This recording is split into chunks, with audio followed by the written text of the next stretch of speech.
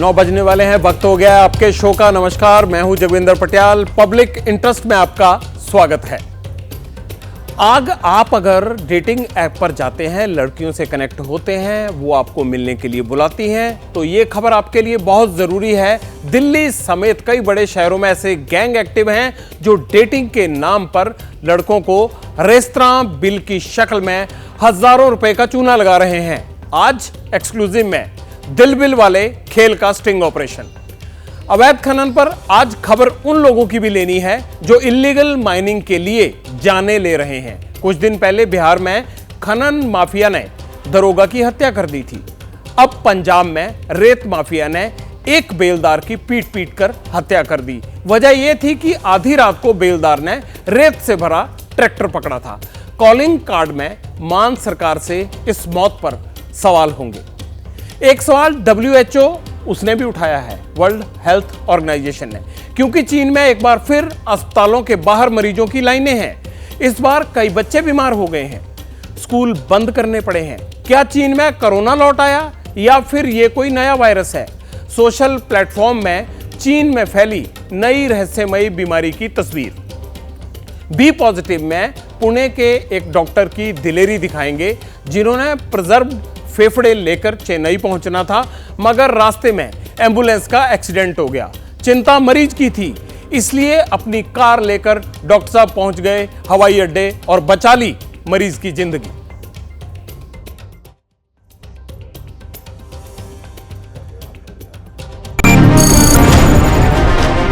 आज राजस्थान में चुनाव का शोर थम गया। 25 नवंबर को वोट पड़ेंगे, लेकिन आखिरी दौर में लाल डायरी के किस्से मंच पर खूब गूंजे और उन पर सियासत भी हुई।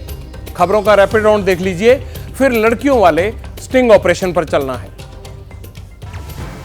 सिलक्यारा टनल में 12 दिन से फंसे 41 मजदूरों के परिवार वाले चकचकी लगाकर उनके बाहर आने का इंतजार कर रहे हैं। युद्ध स्तर पर जारी रेस्क्यू ऑपरेशन में टीम मजदूरों के बेहद करीब पहुंच चुकी है। पूरी मेहनत से, लगन से और आशा और विश्वास के साथ वो लड़ रहे हैं। उत्तराखंड के चीफ मिनिस्टर पुष्कर सिंह धामी ने सुरंग में फंसे मजदूरों से बात की। रेस्क्यू अब अंतिम चरण में है। हम भगवान से प्रार्थना करते हैं कि जल्दी से जल्दी वो पूरा हो। रेस्क्यू ऑपरेशन में कई समस्याएं सामने आ रही हैं। ड्रिलिंग का काम बहुत ही सावधानी से हो रहा है कि 45 मीटर के तकरीबन हमारा उसमें रास्ता बन गया है। तुरंत जब उसको किया गया तो उसमें एक हर्डल आया।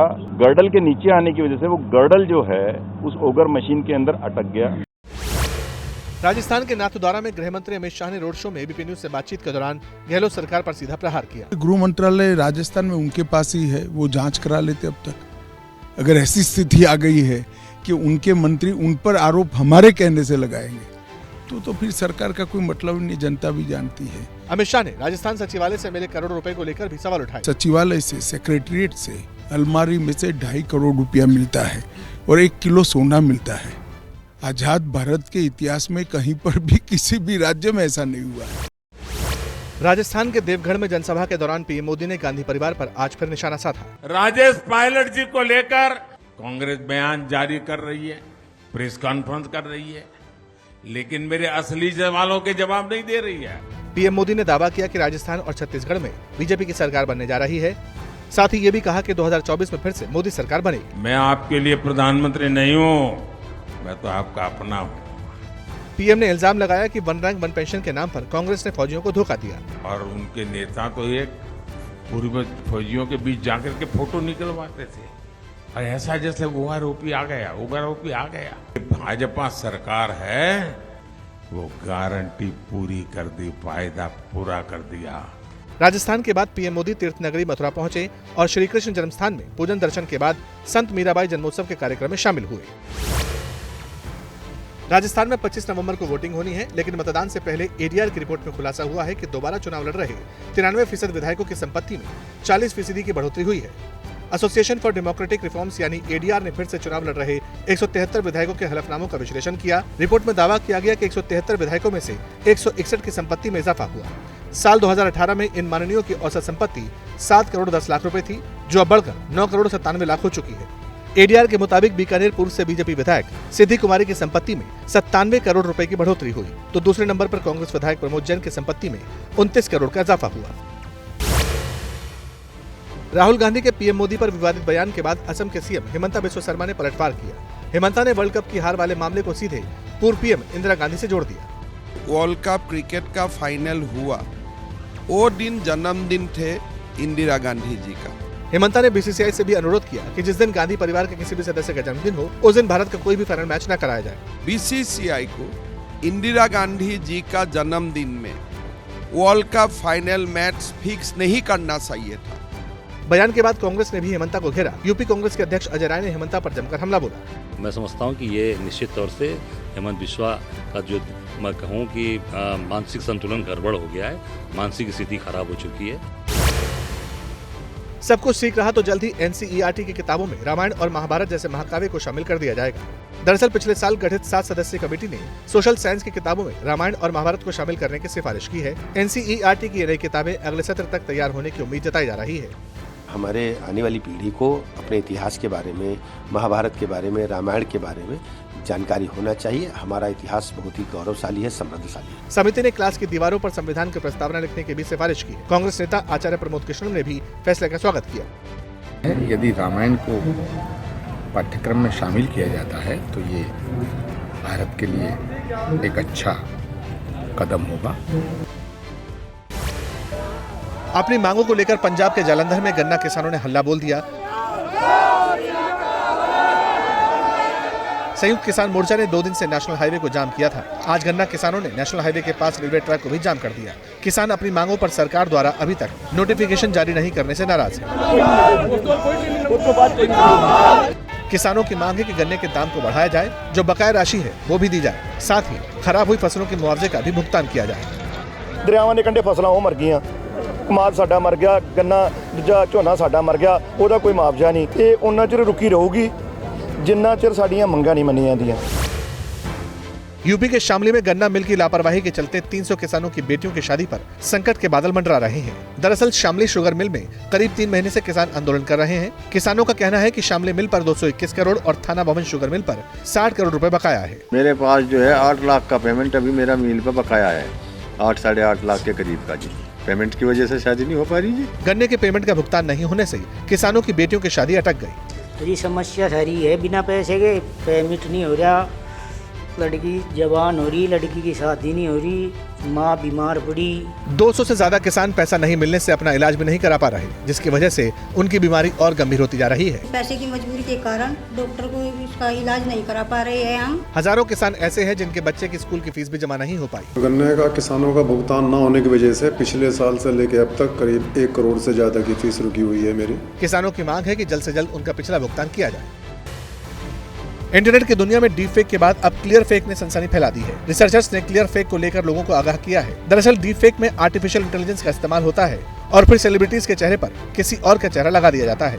लेकिन क्लियर फेक में वीडियो और फोटो का इस्तेमाल लोगों से ठगी के लिए हो रहा है। जानकारी के मुताबिक क्लियर फेक का इस्तेमाल कर ठग लोगों से सिस्टम में गलत सॉफ्टवेयर इंस्टॉल करवा रहे हैं और फिर उनकी निजी जानकारी को सिस्टम से चुराते हैं। रिसर्चर्स ने इसी साल एटॉमिक स्टीलर की खोज भी की थी। ये एक मैलवेयर है जो एप्पल यूजर्स को टारगेट कर रहा था।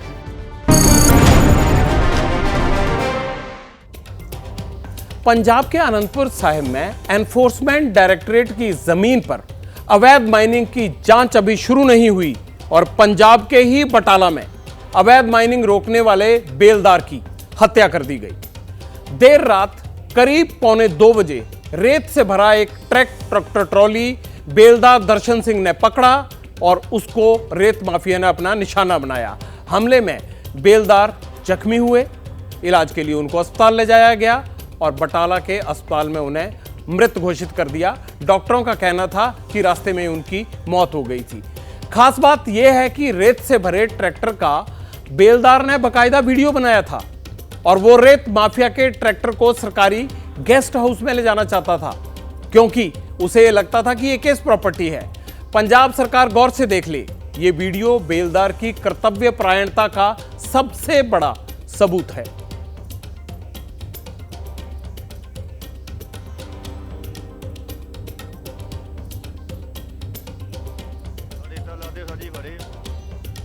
ਸਾਜੀ ਆ ਟਰੈਕਟਰ ਟਰਾਲੀ ਫੜਿਆ ਰਾਤ ਦੇ ਕੋਈ 1:40 ਦੇ ਵਿੱਚ ਸਾਰੇ ਮੁਲਾਜ਼ਮਾਂ ਨੇ। ਤੁਹਾਨੂੰ ਕਿੰਨੇ ਚਿਰ ਪਤਾ ਸਰਾਜ ਟਰੈਕਟਰ ਕਿੱਥੋਂ ਆਏ ਜੀ? ਕਿੱਥੋਂ ਆਏ ਜੀ? ਆ ਰੇਤਾ ਲਾਦੇ ਸਾਜੀ ਫੜੇ ਆ ਮੌਕੇ ਤੇ।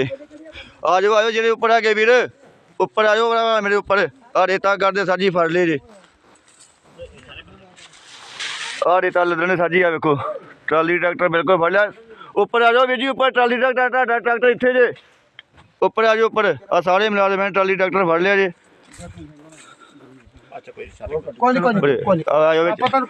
ਆ ਵੀ ਟਰਾਲੀ ਟਰੈਕਟਰ ਵਾਲਾ ਜੇ ਆ ਫੜਿਆ ਸਰ ਜੀ ਆਪਾਂ ਮੌਕੇ ਤੇ ਸਾਰੇ ਮੁਲਾਜ਼ਮਾਂ ਨੇ ਬਾਕੀ ਆ ਲੈਂਦੇ ਬਾਕੀ ਬੰਦੇ ਵੀਰ ਮੈਂ ਆ ਜਾਓ। बेलदार दर्शन सिंह कोई पहला नाम नहीं है। पंजाब हो, यूपी हो, बिहार हो, इससे पहले भी खनन माफिया की वजह से कई लोग मारे गए। हमारे पास अप्रैल 2022 से फरवरी 2023 तक का पूरा डाटा है कि कहां-कहां खनन माफिया के कारण किसकी जान गई।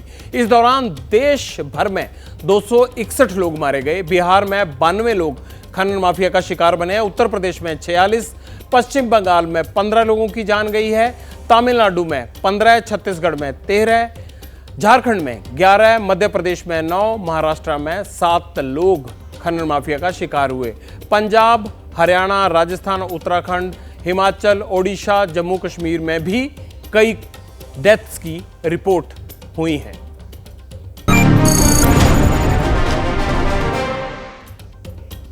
हम एक चीज पूछना चाहते हैं, पंजाब में ये हो क्या रहा है? भगवंत मान की सरकार ने माइनिंग मिनिस्टर बदल दिया, लेकिन हालात क्यों नहीं बदल रहे? पंजाब हो, बिहार हो, हरियाणा हो या फिर उत्तर प्रदेश, खनन माफिया फर्ज और जिम्मेदारी निभाने वाले ईमानदार अफसरों को मौत के घाट उतार रहा है और सरकारें पब्लिक इंटरेस्ट में ऐसा कोई सख्त कदम नहीं उठा रही हैं कि सरकारी कर्मचारियों पर ये हमले बंद हों। केवल एफआईआर दर्ज की जाती है और थोड़े दिन बाद फिर कोई ईमानदार अफसर या फिर उसका कोई मुलाजिम अपनी ड्यूटी करते हुए खनन माफिया के हाथों मारा जाता है। क्या सरकारों से बड़े हो गए हैं रेत चुराने वाले गुंडे, या सरकारें चुप हैं? उनकी शय, उनकी सांठगांठ या फिर अनदेखी से इनको हत्या करने का हौसला मिल रहा है? पब्लिक इंटरेस्ट में बेमौत मर रहे इन मुलाजिमों को बचाना है।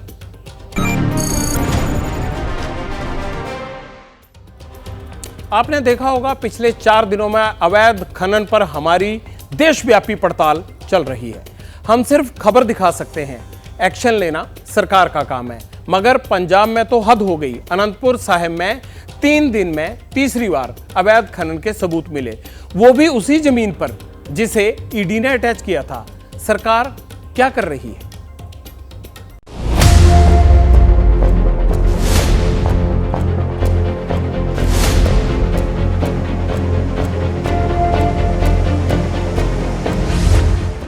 गजब हो गया। इन्फोर्समेंट डायरेक्टरेट की जमीन पर हुई अवैध माइनिंग की जांच करके माइनिंग माफिया को सलाखों के पीछे पहुंचाने की बजाय मान सरकार की मशीनरी अवैध माइनिंग के सबूत मिटाने के लिए पूरी रात मेहनत कर रही है। इसका एक और प्रमाण मिला आज सुबह अनंतपुर साहिब की उसी जमीन पर पहुंचकर, जिसका मसला आपके चैनल एबीपी न्यूज ने 3 दिन से उठा रखा है। और इसी मसले के चलते माइनिंग मिनिस्टर गुरमीत सिंह मीथेर पूर्व माइनिंग मिनिस्टर हो गए। सुनिए मान मशीनरी का ताजा कारनामा। साथ साथ माइनिंग साइट पर ट्रक टायरों के इन निशानों पर भी गौर कीजिए। यहाँ रोज निशान बदल रहे हैं। सुबह होते ही वर्टिकल निशान हॉरिजॉन्टल हो जाते हैं और हॉरिजॉन्टल वर्टिकल। सामने जितनी जमीन आपको दिख रही है, यहाँ पर दरअसल 90 डिग्री के कट्स थे। पिछले कल हमने यहाँ से आके रिपोर्ट की थी, तो 90 डिग्री के कट्स थे जो काटा जाता है इस जमीन को रेत और बजरी निकालने के लिए। पर पिछली रात ही ये तमाम चीज़ें जो हैं यहाँ पे की गई हैं कि ये पहाड़ जो है इनको जो है बराबर करने की कोशिश की गई है।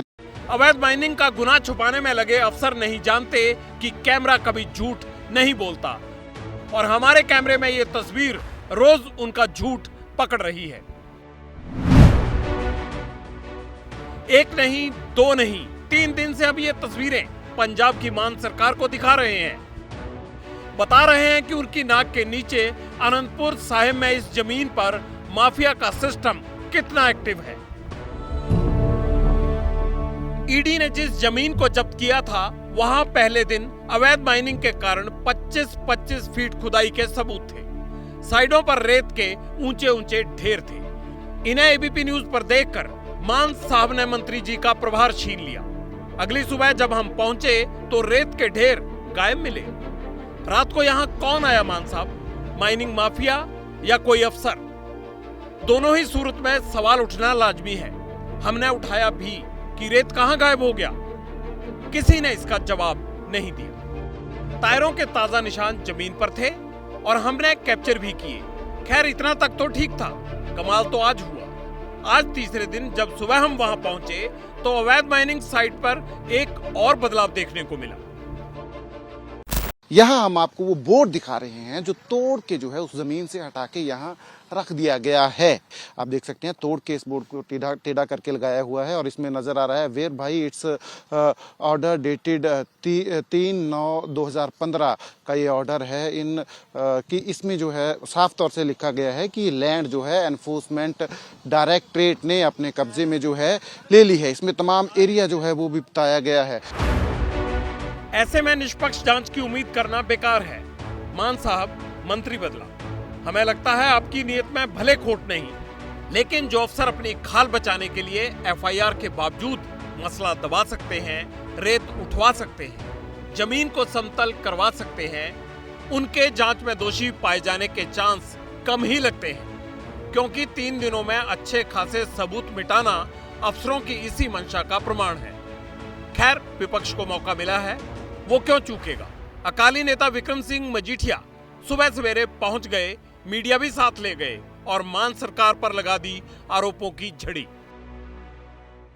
बहुत बड़े बड़े ढेर रेता के लगे थे, आज वो सफाई हुई और ये देखो ये फ्रेश पोकलेन और वो रोलर जो वो चलता है वो फ्रेश चले। लोगों को मार, रेवेन्यू की मार, हर तरीके की चोरी हो रही है और ये सारी लुट का पैसा जाके कहीं हिमाचल प्रदेश में या कहीं और खर्च हो रहा हो।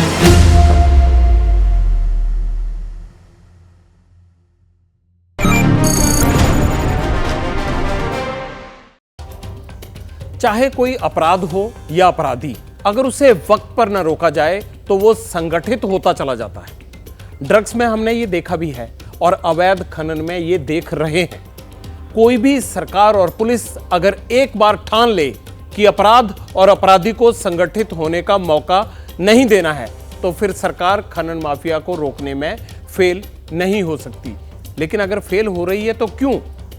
ये सवाल हम पूछ रहे हैं और ये पूछना बनता भी है। अब पूरी दुनिया को अलर्ट करने वाली खबर। चीन में एक बार फिर अफरा तफरी का माहौल है। अस्पतालों में रोजाना हजारों मरीज पहुंच रहे हैं। हालात बिल्कुल वैसे ही हैं जैसे कोरोना के वक्त थे। तो क्या चीन में नई बीमारी आ गई है? क्या कोरोना से भी घातक वायरस आ गया है कोई चीन में? दावा तो यही हो रहा है। सवाल यह भी है कि क्या चीन की इस रहस्यमयी बीमारी से हमें भी फिक्र होनी चाहिए?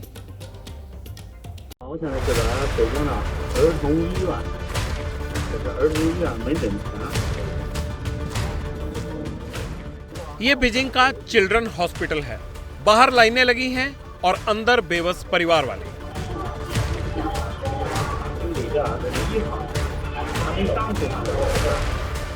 मास्क फिर से निकल आए हैं। ऐसा लगता है किलर कोरोना की नई लहर है, लेकिन बात इससे आगे की है। चीन में एक रहस्यमयी बीमारी आई है जिसका शिकार हो रहे हैं बच्चे। बीजिंग, शंघाई और लियाओनिंग तक इस बीमारी का खौफ दिखने लगा है। 3 साल पहले जिन लोगों ने चीन की कोरोना साजिश को एक्सपोज किया था, अब वो भी इस नई आफत से अलर्ट पर हैं।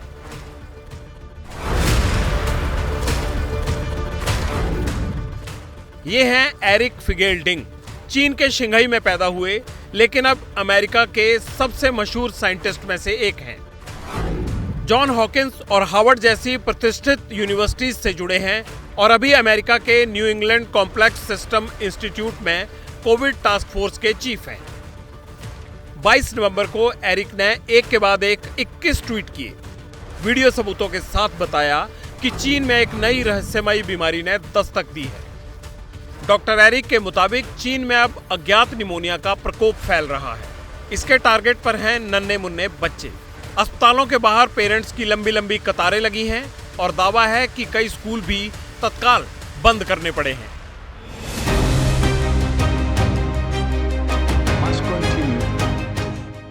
WHO यानी वर्ल्ड हेल्थ ऑर्गेनाइजेशन ने एक स्टेटमेंट जारी करके डॉक्टर एरिक की खबर पर मोहर लगा दी।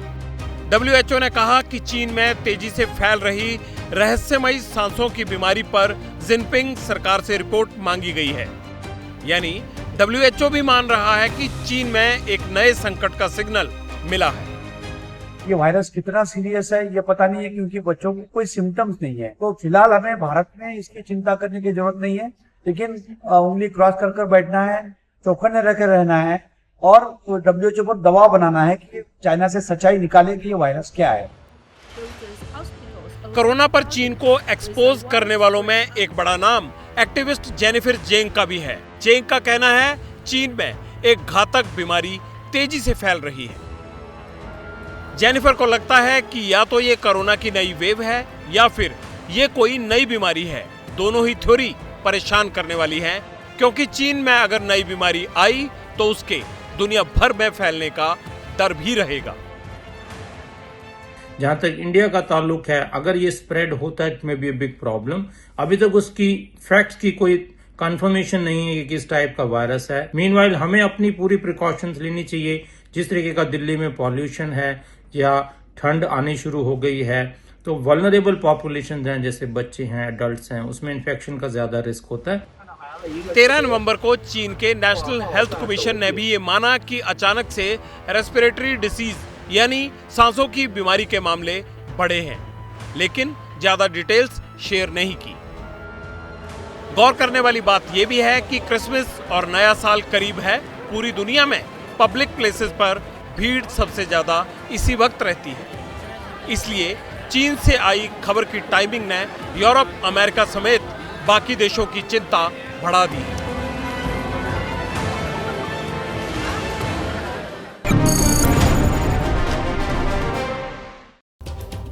चलिए अब आपको उस शहीद के बारे में बताएंगे जो जिंदा है। जी हां, ठीक सुना आपने, शहीद जो जिंदा है। 24 घंटों तक ऐसे शहीद थे जिन्होंने 24 घंटों तक पहरेदारी की, तैनात रहे।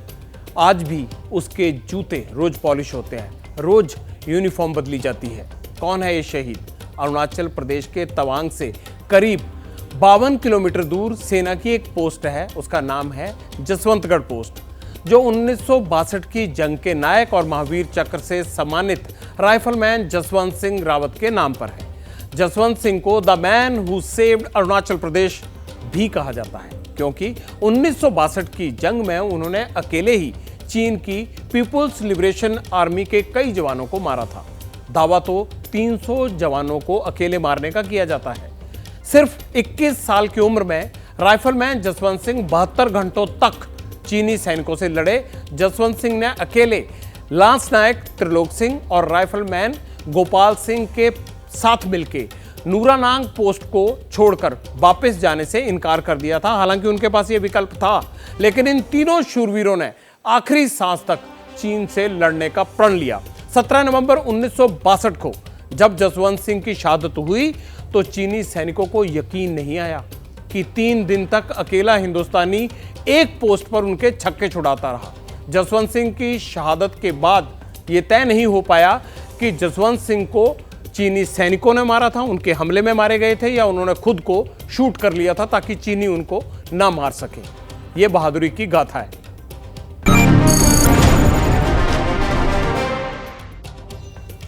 – 2019 में 72 घंटों के नाम पर एक फिल्म आ रही है जो जसवंत सिंह के पराक्रम पर आधारित है।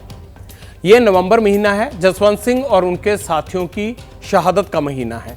61 साल हो गए। इस जिंदा शहीद का नाम आज भी उसे सुनकर चीन डरता है। अब पुणे के जिंदा दिल डॉक्टरों की बात कर लेते हैं।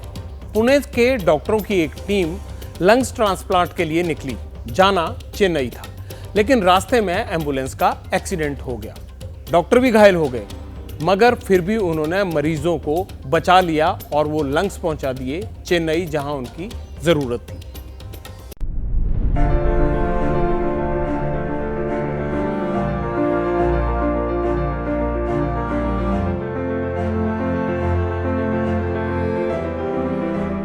ये संजीव जाधव हैं, मुंबई के डीवाई पाटिल अस्पताल में हार्ट सर्जन। इनके गजब के जज्बे की चर्चा देश भर में हो रही है। हो भी क्यों ना, काम ही ऐसा किया है। एम्बुलेंस से पुणे जा रहे थे, चेन्नई की फ्लाइट पकड़नी थी और 19 साल के लड़के का लंग ट्रांसप्लांट करवाना था। सही वक्त पर फेफड़े चेन्नई पहुंचाने थे, लेकिन रास्ते में एक्सीडेंट हो गया। डॉक्टर बुरी तरह जख्मी थे, लेकिन फिर भी हिम्मत नहीं हारी।